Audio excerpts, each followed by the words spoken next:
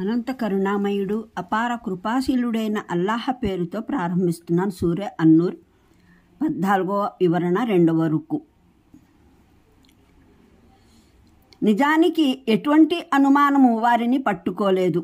దైవ సందేశహరులైతే తన ప్రసంగంలోనే స్పష్టంగా చెప్పివేశారు, నేను నా భార్యలోనూ ఎటువంటి చెడును చూడలేదు, ఈ ఆరోపణ వేయబడిన వ్యక్తిలోనూ చెడు చూడలేదు అని.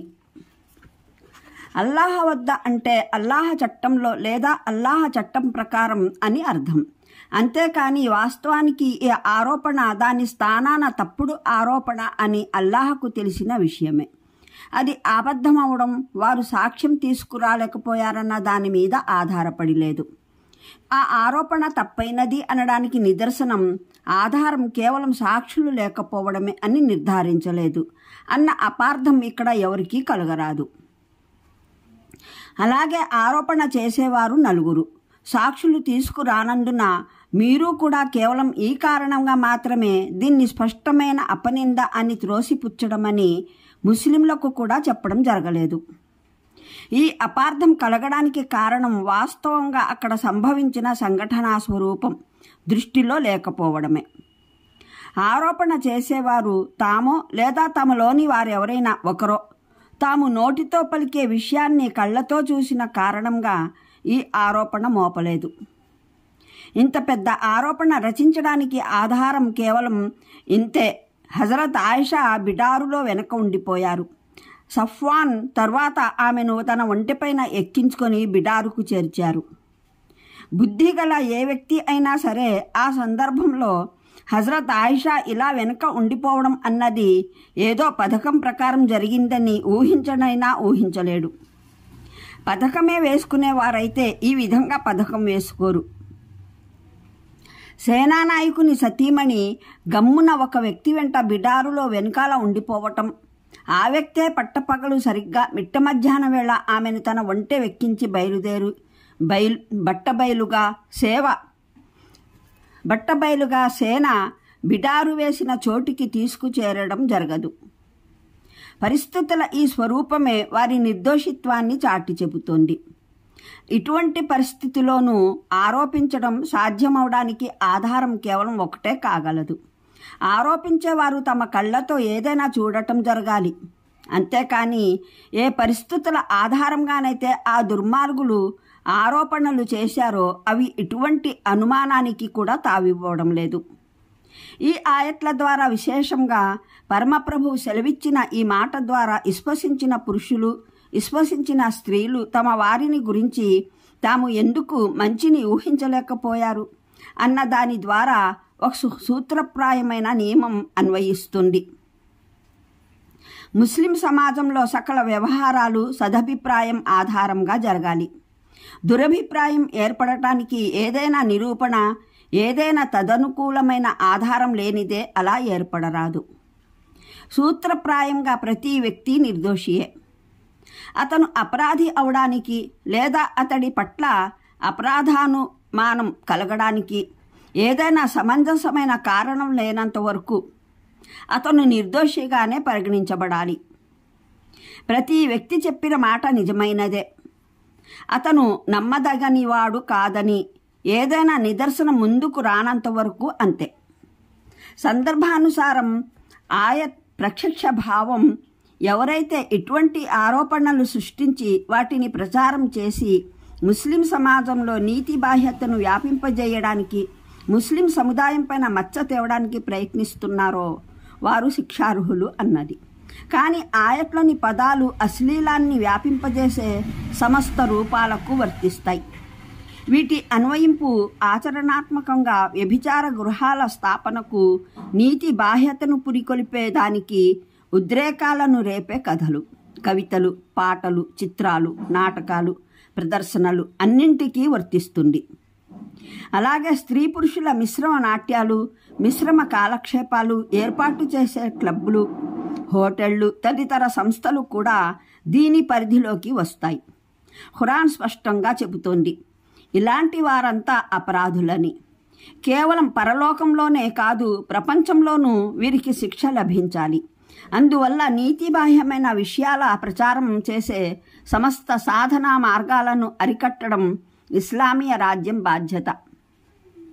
ఇక్కడ ఖురాన్ ప్రజలకు వ్యతిరేకమైన నేరాలుగా పరిగణించి వీటికి పాల్పడేవారు శిక్షార్హులని తీర్పు చేసే వాటి అన్నింటినీ ఇస్లామీయ రాజ్య శిక్షాస్మృతిలో శిక్షార్హమైనవిగా పోలీసు జోక్యం చేసుకోగలివిగా ప్రకటించాలి.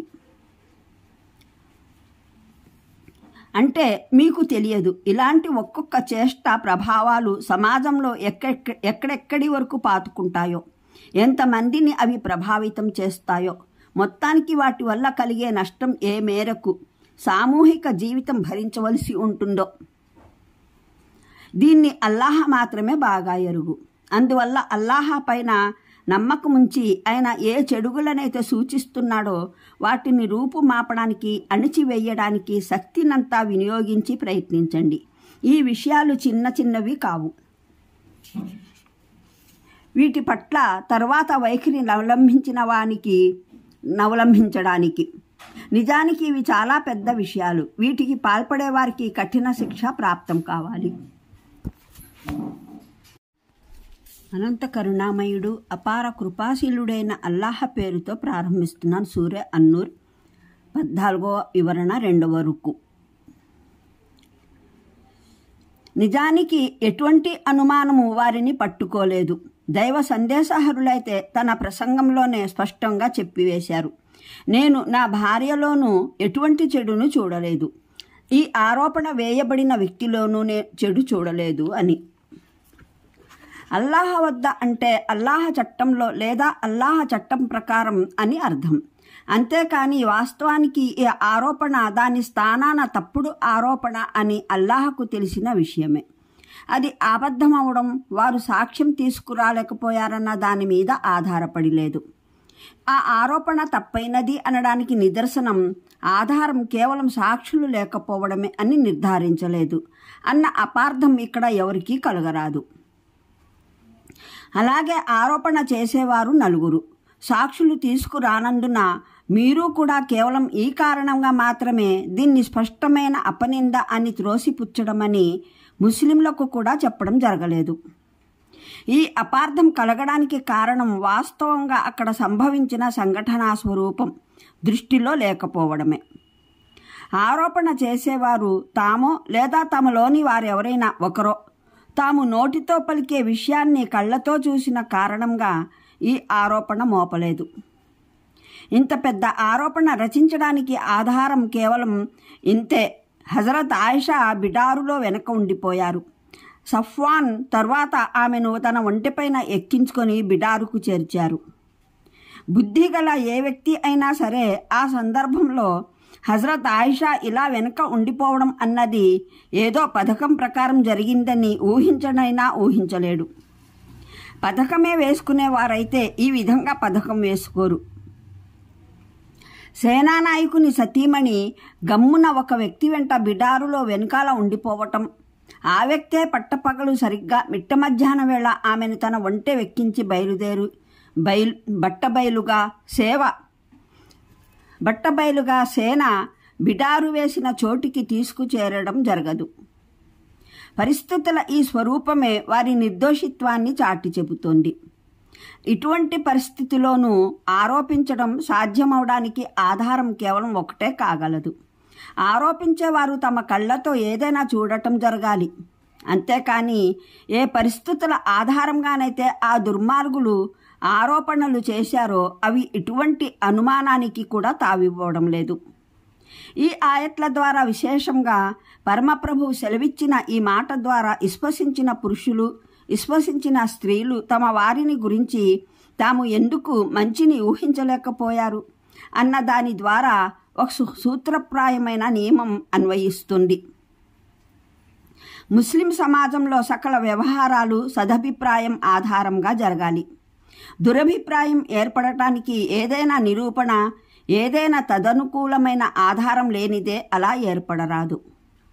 సూత్రప్రాయంగా ప్రతి వ్యక్తి నిర్దోషియే. అతను